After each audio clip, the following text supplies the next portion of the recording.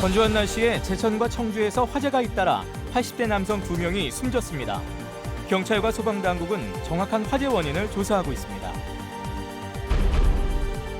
김영한 지사의 정치적 발언을 비판한 송기섭 진천군수의 기자회견에 대해 국민의힘 충북도당은 정치적 의도가 있다면 사전 선거운동이라고 비판했습니다. 방치됐던 농촌 폐교를 활용해 조성한 제천시 귀농인 마을이 인생 2막을 준비하는 귀농인들로부터 호응을 얻고 있습니다.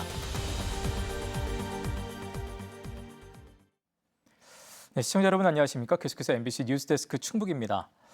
건조한 겨울 날씨에 주택 화재가 잇따르고 있습니다. 청주의 한 아파트에서는 요양보호사가 자리를 비운 사이 불이 나 혼자 몸을 가누지 못하는 80대 노인이 숨졌습니다. 또 제천에서도 단독주택에서 불이 나 집주인이 숨졌습니다. 이초원 기자의 보도입니다. 어두운 아파트 주차장에 소방차 3대와 경찰차 1대가 들어옵니다. 경찰과 소방대원들이 급히 아파트로 뛰어 들어갑니다. 오늘 새벽 청주시 사천동의 아파트 6층에서 불이 났습니다. 소방대원이 20분 만에 진화했지만 안방 침대에 집주인인 80대 남성이 숨져 있었습니다.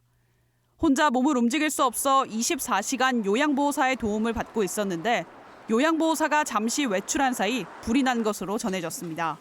위층에서 연기가 발생하고 타는 냄새가 난다는 민원이 발생해서 파악해 보니 그 방화문 앞에서 연기가 스며 나오는 것이. 화재가 난 아파트 세대 앞입니다. 이렇게 경찰 통제선이 붙어 있고 현관문 밖에서도 그 흐름을 확인할 수 있습니다. 경찰과 소방당국은 의료용 침대를 연결해 놓은 안방 콘센트에서 불이 시작된 걸로 보고 정확한 화재 원인을 조사하고 있습니다. 새빨간 불길이 건물을 집어삼켰습니다. 소방대원 34명이 투입돼 창문을 깨고 물줄기를 쏟아붓습니다. 오늘 새벽 제천시 송악면의 단독주택에서 불이 나 집주인인 80대 남성이 숨졌습니다. 불이 나자 이 집에 살던 부부가 대피했는데 휴대전화를 두고 온 남편이 다시 건물로 들어갔다 변을 당했습니다. 이제 본인은 탈출을 하시고 남편분께서는 같이 다시 이제 집으로 들어가셔가지고 저희 소방대원들한테 안쪽으로 이제 내부에 남편분이 있으시다 인명구조 좀 해달라 이렇게 요청을 하셨습니다. 경찰과 소방당국은 화재 원인을 찾기 위해 정밀 감식에 들어갔는데 65년 된 주택이 완전히 무너져 화재 원인을 찾는데 상당한 시간이 걸릴 것으로 보입니다. 소방당국은 건조한 겨울 날씨에 화재가 잇따르고 있다면서 콘센트 주변을 청결하게 유지하고 난방기구 사용에 주의할 것을 당부했습니다. MBC 뉴스 이초원입니다. 갈등과 분열을 야기하는 언행을 지양해야 한다는 송기섭 진천군수의 기자회견에 국민의힘 충북도당이 반박 논평을 냈습니다. 국민의힘 충북도당은 현 정국에서 갈등과 분열을 야기하는 정파는 더불어민주당이며 송 군수가 정치적 의도를 가지고 충북도청에서 기자회견을 한 것이면 사전 선거운동에 해당한다고 밝혔습니다. 한편 송기섭 진천 군수는 어제 도청 브리핑룸에서 엄중한 상황에 위정자는 언행을 조심하고 지방정부는 지방정부답게 일해야 한다며 이딴 정치적 발언을 한 김영한 지사를 비판했습니다. 더불어민주당 지지자들로 구성된 충북민주연합이 윤석열 대통령 변호인단의 윤갑근 변호사를 특수공무방해 교사와 내란 선전 등의 혐의로 경찰에 고발했습니다.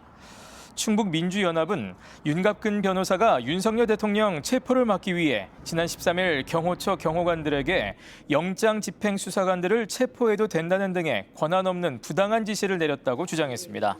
한편 이들은 지난 8일에도 윤석열 대통령 탄핵 반대 1인 시위를 벌인 박지원 충북도의원을 내란 선전 등의 혐의로 고발한 바 있습니다. 제천시가 폐교를 매입해 만든 귀농인의 집이 인생 2막을 열어가는 사람들의 지원처가 되고 있습니다.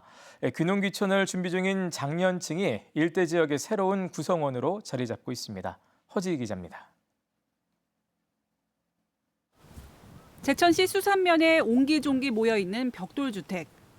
제천시가 수산에 폐교를 매입해 열동을 마련한 귀농인 마을입니다. 수원에서 온 정영균 씨도 1년 전부터 이곳에서 지내고 있습니다. 먼저 제천 봉양의 체류형 농업창업지원센터에서 9개월간 머물며 영농 기술을 익혔고 이어서 수산면 귀농인 마을로 옮겨왔습니다. 제철에 더 머물 수 있는 또 하나의 징검다리가 마련된 셈입니다. 이제 농기계 다루는 거 그런 거 배우고 그렇게 하다 보니까 1년 동안 사니까 조금 자신감은 생기더라고요. 그래서 마침 우리 그 수료할 무렵에 이게 이제 완성이 됐어요. 그래서 그럼 잘 됐다. 우리도 한번 여기 가서 또 살아보자 이런데. 12평과 15평 기농인 집에 1년간 머무는 비용은 200만 원가량. 50평, 170제곱미터 남짓 농사를 지을 수 있는 텃밭도 제공됩니다. 정 씨는 귀농귀촌을 준비할 시간과 경제적 여유를 얻으면서 인근의 토지를 매입해 농사를 준비 중입니다. 같이 생활하는 아내는 마을 경로당에서 어르신 점심을 준비하는 소소한 일거리도 얻었습니다. 좋아요. 저는 재밌어요. 마을 사람들하고 같이 모여서 밥도 먹고 이렇게 하면 너무 좋아요. 비슷한 사정의 60대 초중반 이웃들도 귀농인의 집에 머물거나 귀농인의 집을 나와서도 인근의 빈 집을 매입해 지내고 있습니다. 어떤 거를 좀 심을지 좀 주변 분들한테 좀 상의를 좀 해서 그래도 농사를 안 져봤기 때문에 그렇게 뭐 많이 힘들고 뭐 이런 거는 못하지만 그래도 이제 우리 아직 뭐 이제 60대 초반이니까. 서로가 텃세나 낯선 곳의 두려움을 극복하는 의지의 대상이 된다는 것도 장점입니다. 낯선 환경이다 보니까 사람도 새로 대해야 되고 이러다 보니까 처음에 이제 다가가고 뭐 하는 게 힘든데 여긴 그래도 한꺼번에 이렇게 와갖고 저기 하니까 그런 게 우선 편하죠. 제천 씨는 폐교 자리를 활용한 귀농인 마을이 예비 귀농귀촌인의 안정적 정착에 도움이 된다고 보고 제천 봉양에 폐교를 한 곳 더 매입해 2026년에 10동을 더 완공한다는 계획입니다. MBC 뉴스 허지입니다. 청탁금지법 위반 혐의로 검찰 수사를 받고 있는 충북경찰청 소속 간부에 대해 직무대리자가 지정됐습니다. 충북경찰청은 다음 달 2일까지 연가를 신청한 형사기동대 소속 간부의 빈자리를 다른 간부로 직무대리 지정했다고 밝혔습니다. 경찰은 장기 휴가 시 직무대리를 지정하기도 한다면서 직위 해제나 대기 발령을 염두에 둔 조처는 아니라고 설명했습니다. 해당 경찰 간부는 지역건설사 대표에게 금품을 받은 혐의로 지난 15일 검찰의 압수수색을 받았습니다. 충청북도가 의료비 후불제 원리금에 대한 채무 보증 확대를 추진합니다. 충청북도는 의료비를 대출받은 도민들이 갚아야 할 채무 보증액을 지금의 2배인 50억 원으로 늘리는 동의안을 충북도의회에 제출했습니다. 충청북도는 지난해 말 도민들이 신청한 의료비가 32억 원으로 기존 채무 보증액을 초과해 확대가 필요하다고 설명했습니다. 의료비 후불제는 취약계층에게 농협이 300만 원 한도로 의료비를 빌려주면 충청북도가 채무를 보증하고 이자를 대신 내주는 사업입니다. 한국갤럽이 실시한 지난해 하반기 시도지사 직무수행 평가에서 김영한 충북지사가 최저 수준을 기록했습니다. 충북도민 580명이 참여한 전화 면접조사에서 41%가 잘하고 있다고 응답해 전국 시도지사 가운데 가장 적었으며 잘못하고 있다는 응답도 역시 40%를 차지해 홍준표 대구시장에 이어 두 번째로 많았습니다. 지난해 상반기와 비교하면 잘하고 있다는 응답은 3%포인트 줄었고 잘못하고 있다는 응답은 또 그만큼 늘었습니다. 김영한 지사는 상하반기 모두 전국 시도지사 가운데 잘한다는 응답을 가장 적게 받았습니다. 법인이나 단체에도 고향사랑 기부를 허용하는 법 개정안이 국회에 발의됐습니다. 청주시 서원구 이광희 국회의원은 현재 개인만 할 수 있는 고향사랑 기부를 주 사무소가 기부 대상 지역에 없는 법인이나 단체까지 확대하는 개정안을 대표 발의했습니다. 시행 3년 차를 맞은 고향사랑 기부제는 올해부터 1인당 기부 한도액이 2천만 원으로 4배 확대됐습니다.